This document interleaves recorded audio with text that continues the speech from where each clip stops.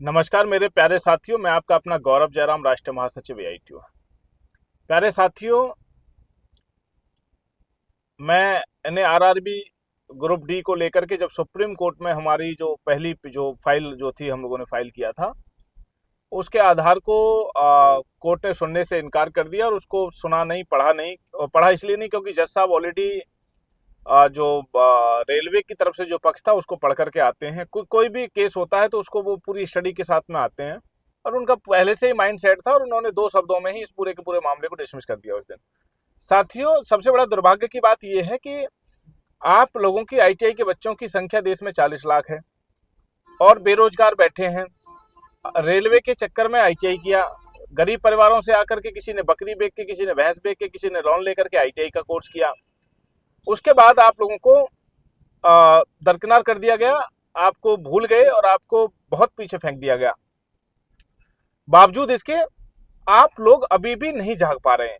मैंने वीडियो बना करके बोला था और एआईटीयू के राष्ट्रीय अध्यक्ष अभिषेक राज जी ने भी बोला था अपने चैनल के माध्यम से कि हम लोग दूसरा केस फाइल करने जा रहे हैं, जिसमें हम लोग इस बार 4 पिटिशनर लेकर के हम लोग गए थे, तो जो तीनों ही कोर्ट के अंदर में उसको लेकर के सवाल खड़े किए गए थे, जिसमें हम लोगों ने ये तय किया कि इस बार हम लोग कम से कम 500 पिटिशनर बनाएंगे और अपनी बात को दमदारी से जो है रखेंगे। पॉलिसी जो बनाई है वो पॉलिसी को हम लोग चैलेंज करेंगे, और उसमें जो प्रॉब्लम है, जो एरर है, जो जल्दबाजी में पॉलिसी बनाई है, उसको लेकर के हम लोग ये केस फाइल करेंगे।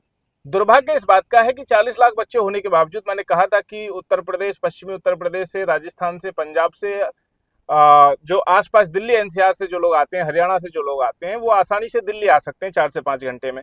तो मैंने बोला था कि आप लोग दिल्ली पहुंच करके कम से कम 500 की संख्या में आप लोग पिटिशनर बनने का काम करें। सुप्रीम कोर्ट आपको पहुंचना है, वहीं पे वकील साहब का चैम्बर है, वहीं आपको साइन करके आना है एफिडेविट पर। लेकिन दुर्भाग्य की बात यह है कि देश के अलग अलग कोनों से मुझे सैकड़ों मैसेज मिले, सैकड़ों मेल मिली हैं, लेकिन जो बच्चे वहां पहुंच सकते हैं वो रियल बच्चे अभी तक वहां नहीं पहुंच पाए हैं। तो ये बहुत दुर्भाग्य की बात है कि बताइए कि इतनी बड़ी सिस्टम से इतनी बड़ी लड़ाई को कैसे जीता जाए, कैसे लड़ा जाए। और आप लोग बिल्कुल सोए हुए हैं, निराशाजनक हैं। हम मान रहे हैं कि आप लोगों को हताश हैं, आपकी हिम्मत टूट चुकी है और आप एआईटीयू पे बहुत यकीन करते हैं, और एआईटीयू लगातार आपके प्रयासों को जो है आगे बढ़ा रहा है, संघर्ष कर रहा है। लेकिन मेरे प्यारे साथियों, जहां पर जरूरत आपकी है वहां आपको आना पड़ेगा। मैं अभी भी टाइम है आप लोगों पे, जो दिल्ली एनसीआर के आसपास के इलाके की जो 4-5 घंटे में दिल्ली पहुंच सकते हैं, वो दिल्ली पहुंच करके दिल्ली सुप्रीम कोर्ट में सुबह 10 से 5 बजे वो पहुंचे और अपना वहां पे साइन करके आए, जिससे कि दोबारा से इसको फाइल हम लोग कर दें। बहुत शुक्रिया मेरे प्यारे साथियों, आप लोग डरे ना, एआईटीयू आपके